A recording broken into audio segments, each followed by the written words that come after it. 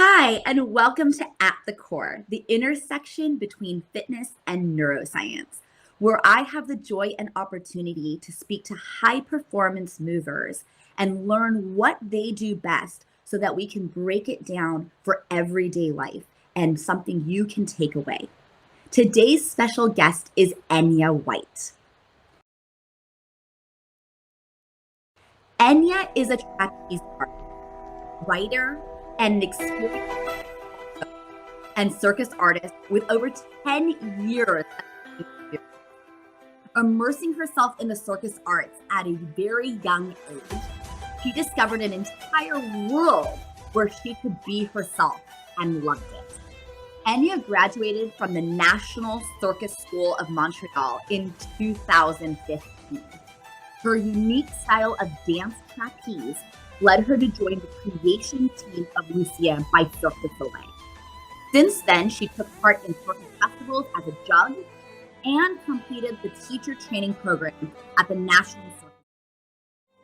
With their new learned skills and experiences, she started her online coaching business to work with students internationally. Over her years on tour with Cirque du Soleil, she taught and performed in over 25 cities and 6 different countries, constantly looking to push outside her comfort zone as an artist, coach, human, and the goals of always perfecting her skills. Welcome, Enya. We couldn't be happier to have you join us today. Thanks so much for having me. Absolutely. So I'm going to jump right into it. There is so much I want to talk to you about. And one of the things I want to talk about is the vestibular system. We talk in neuroscience about the fact that there's the visual parameters, which we have a lot of discussions on this podcast about, the vestibular system and the proprioceptive system. And you hang upside down for most of your job. And the inner ear sends 2 million signals per second to the brain answering which way is up and where am I going. And unlike the majority of us, you are constantly going in different directions and spinning very, very quickly. How do you go about training your vestibular system and inversion training? Well, it's a lot of practice and many, many years in the making. Like I've been training circus since I was 9 years old. So it's been over almost 20 years now. Um, when I was in circus school, I had a big concussion. So I hit the back of my head against a brick wall. And I actually went to see a physio who was specialized in vestibular system because that's what I hit when I hit the back of my head. And he gave me specific exercise to work on the system. So I had gaze stabilization exercise. I would like fixate a point and I would like just move my head or try to follow my hands while doing like a balance exercise. So this really helped me to like kind of get my eyes like to focus on something, but also while my gaze was moving. Because basically when we're spinning, the whole room is spinning. So it's pretty, when you're not used to it, it can be really disorienting. So it's just really getting used to it, working a little bit. You never want to push too much too fast, otherwise you'll feel sick for the rest of the day. And I know some people, if they go too fast into this kind of training, they just go in the bathroom and they have to throw up, because it's too much. So a little bit every day, even if it's like for 5 seconds, and every time you try to add 1 more second, that really helps. I And love that you explained that too, because a lot of people look at this as you being this professional high-end mover that's doing crazy things, but all the things you're saying can be applied to literally any level of any fitness regimen to do oh a yeah. couple seconds and work slowly. Yeah, absolutely. I mean, we all start somewhere. I wasn't born with this magical ability to spin like a crazy, like if I was in the center of a tornado. Like even if I take a week off when we switch city or we switch country, I feel sick again. So I have to retrain myself to be okay with spinning that fast. So it's never you can lose the skill, so you always have to keep working on it. What tips and advice would you give to someone that is afraid of inversion training or vestibular work training? You mentioned go slow. Do you have any tips or advice on things to start with? I would say if you've never done this before, I would say to go to someone who knows what they're doing, whether it's an experienced coach or someone who's in the industry and can give them a direct guideline to follow so that they're not afraid. Because when you're afraid, you're just like terrified of doing the first step. If they're afraid of heights, they can bring the floor actually closer to them. You know, if they're trying something on an apparatus, they can just put like a bunch of mats so it doesn't feel as high. It really just starts slow and not being afraid of pushing past their comfort zone because it's really so much fun. It's super fun. So if they're staying like, you know, behind, afraid of trying something new, then they're missing out on all this fun. So That's amazing that you say that too. And I think we talk about pushing past the comfort zone and working in that capable zone, and how that actually produces chemical releases in the brain that allow us to have this energy, this excitement, this reward system, and then to feed off of that and continue that momentum in our growth and our process of learning and trying new things. yeah, it's so important. Yeah, because it's like I said, it's a lot of fun, and when you don't know, of course, it can be super scary. But like taking it one step at a time, and really, if you're afraid of doing it on your own, then just working with someone who knows what they're doing and like working on the muscles that are going to be recruited when you're doing inversions, and just not trying to go too fast. Just like I said for vestibular training, it's the same thing for everything. It applies to everything in life, really. Really does. You were a founding member of the Lucia show. And Mhm. that first launch, the first performance was 8 years ago now. And Yeah. and 8 years, I believe you guys sometimes do 10 shows a week. You guys travel and train or perform 40 weeks a year at least. This is more than any athlete, right? There's no off season. Nope. There's constant traveling, there's constant training, there's multiple performances per day. I mean, when you calculate this, if you have time off and things like that, this is basically 3,000 performances that you have done. You've done your routine 3,000 times. Complacency and autopilot seem like they would be natural to be set in, but also incredibly dangerous if they did. How do you stay connected and focused with the material and its execution? Well, first of all, I count myself very lucky to be able to, live out of my passion and to be able to share that with with the entire world, and also being able to travel while doing all of this. Um, so I would say to avoid complacency, I just really try and stay grateful and to be in the present moment. It's like any job.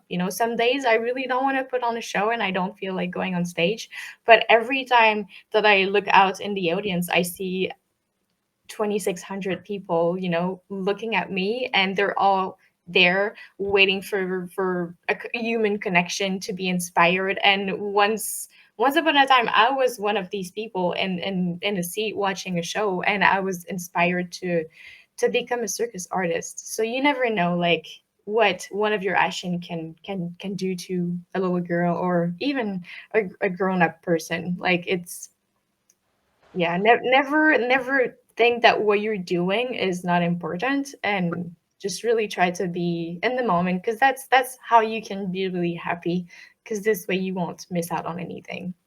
Are there things you do in your performance that are tweaks and changes that keep it fresh for you, or ways you connect with the movement differently than you did a year ago? I think of it for the listener driving to work every single day from home to work using the same route.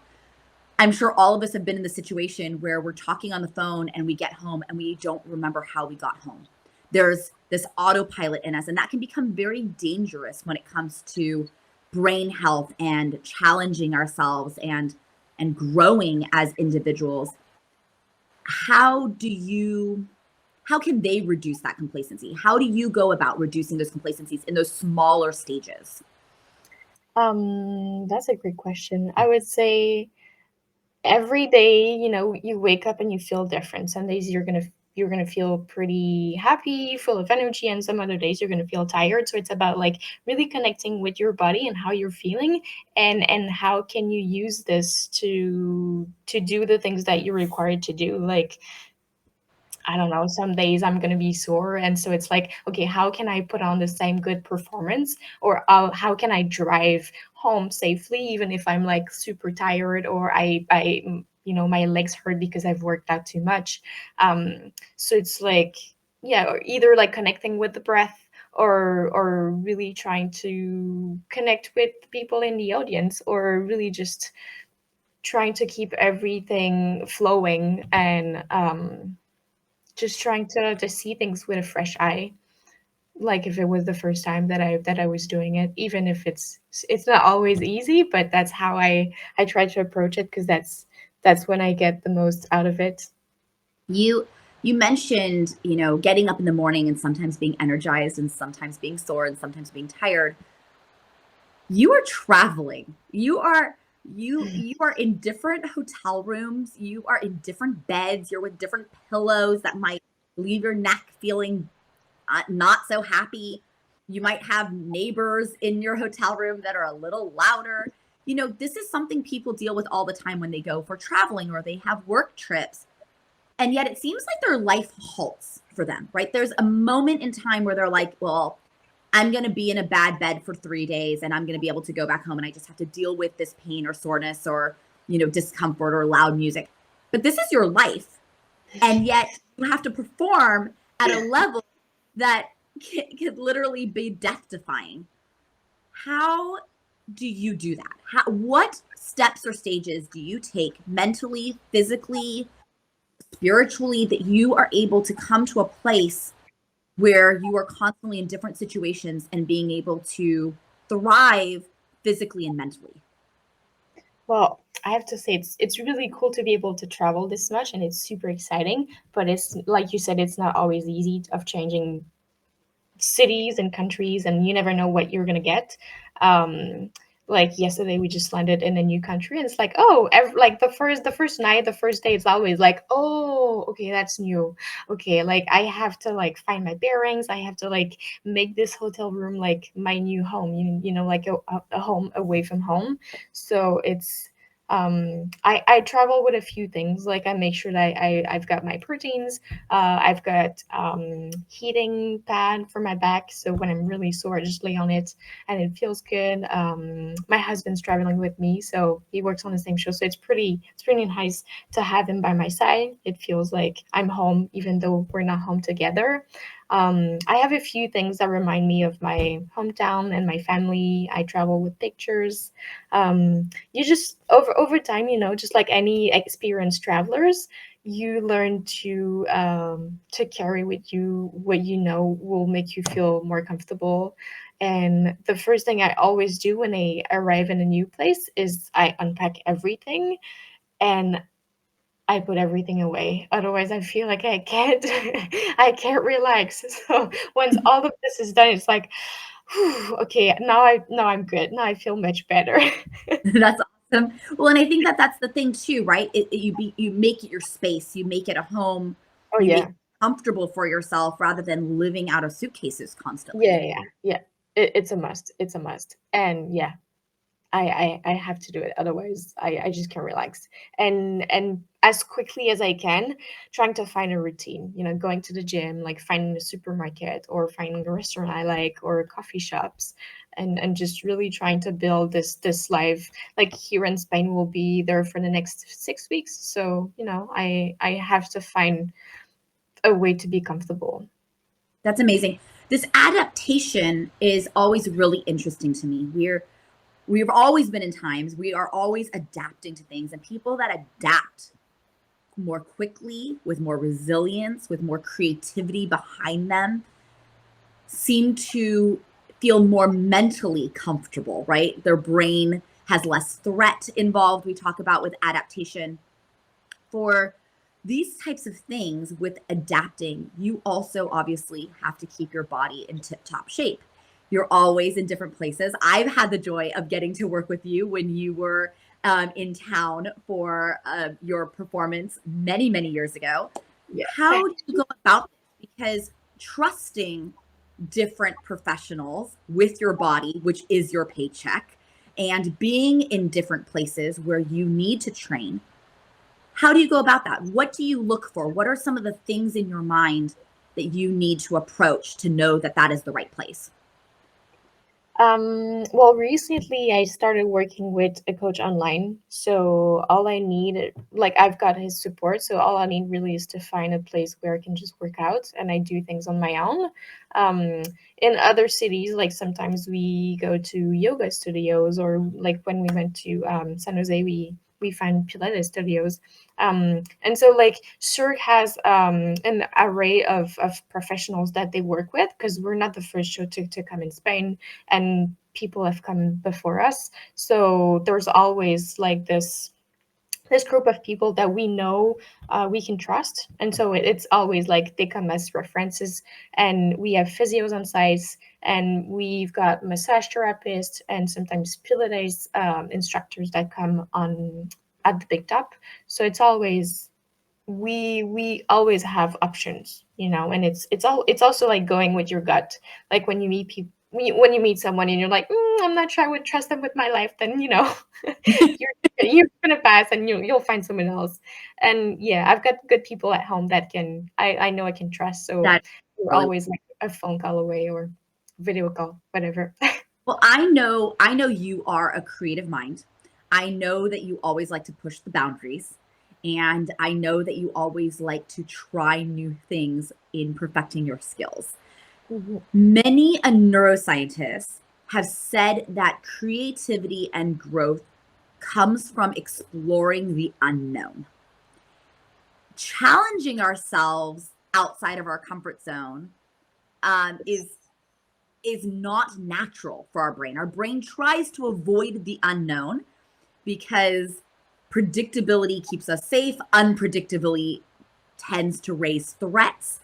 And we talk about these things, but yet for you, working outside that unknown, creating growth in yourself, producing creative ways of moving your body that people have not seen before. What is your creative process, and how do you draw inspiration? That's another great question. I would say the more things I experience in my life, and the more creative I'm gonna feel. I many years ago I read a book by Julie Cameron that was talking about creativity, and she talked about filling up the well with like all these like colorful images and the experiences, and just spending time with people you love, and seeing beauty and seeing nature and all those things. And the more you experience, and the more creativity you're gonna be able to express. And I find that it's super true. Like when I just get to work and I work out, and I go to work and I come home and I work out and I go to work, I feel like all those experiences, they kind of like, they leave me and I feel super empty. um so every time that I feel myself like going this road, I'm like, oh no, it's true, like I gotta enjoy life, and see all the things that I can enjoy, like in different countries and different cities. And there's so much things to explore and to draw upon, just like listening to music, spending time with people that I love, and just spending time in nature, and just doing things that I love. I find that it gives me so much to then express myself, whether it's with doing trapeze or even just writing. I feel like I'm much more creative, and I can just use all of that and put it out there. That, that is really, really wonderful. I think that idea of filling up your well with colors and impressions and experiences, the more we experience, I think the more willing we are to be creative and go to the unknown, because so much has been unknown that was safe for us, right? These new experiences were safe for us and things like that. I think that's a really beautiful way of experiencing it, and to value it. Thank you.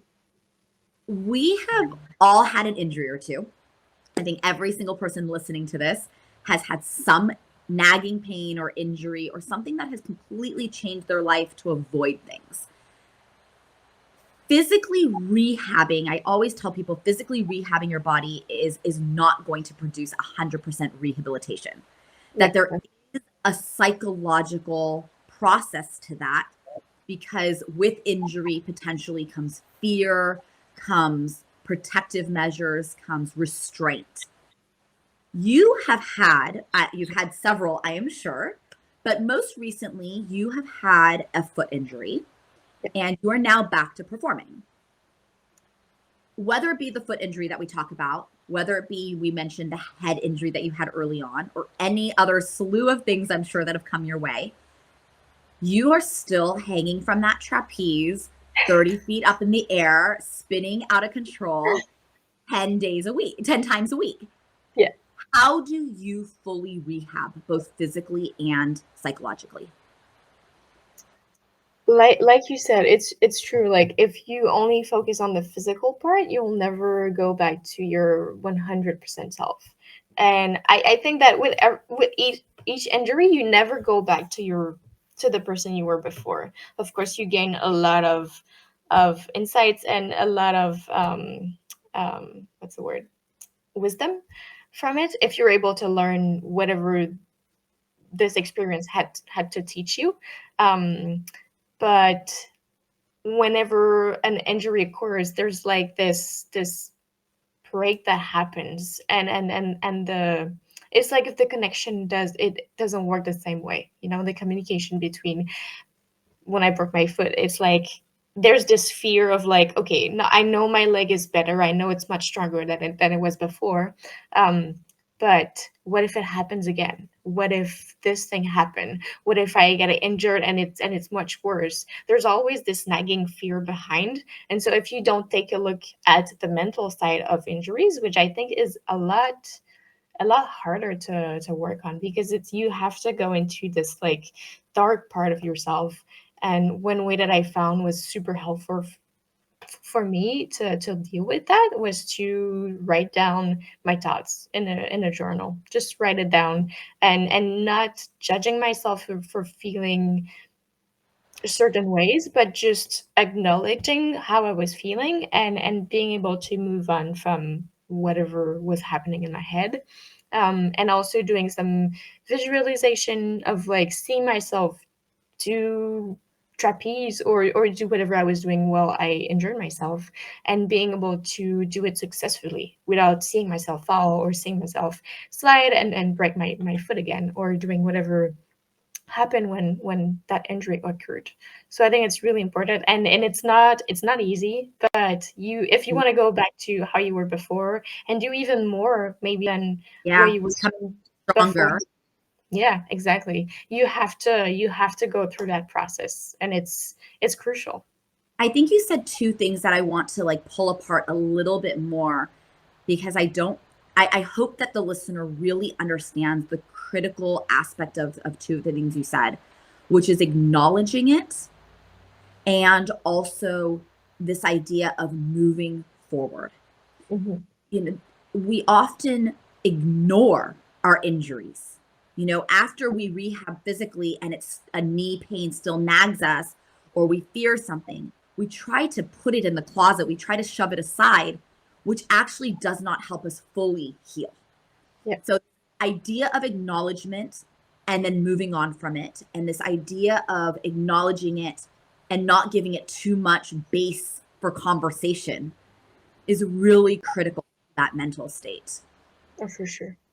You also mentioned that the other aspect of acknowledging it was looking at the dark side of things sometimes.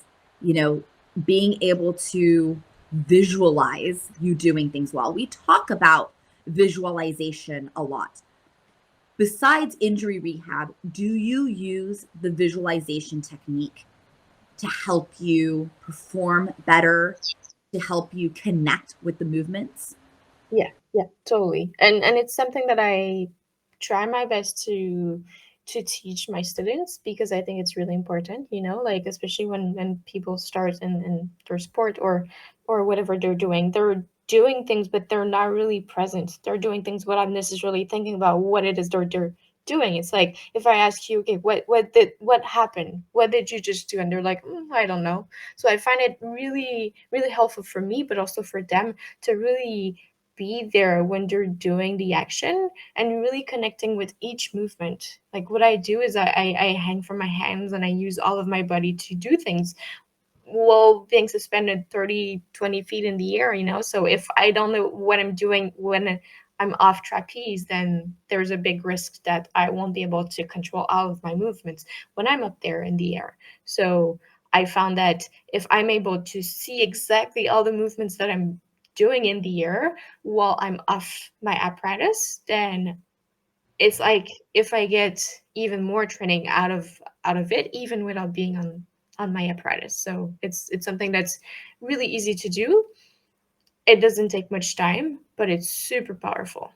There was this interesting study, and I think it's important that people understand that visualizing something is not closing your eyes and thinking about it. It is being very mindfully present, almost stripping everything away and seeing everything in slow-mo.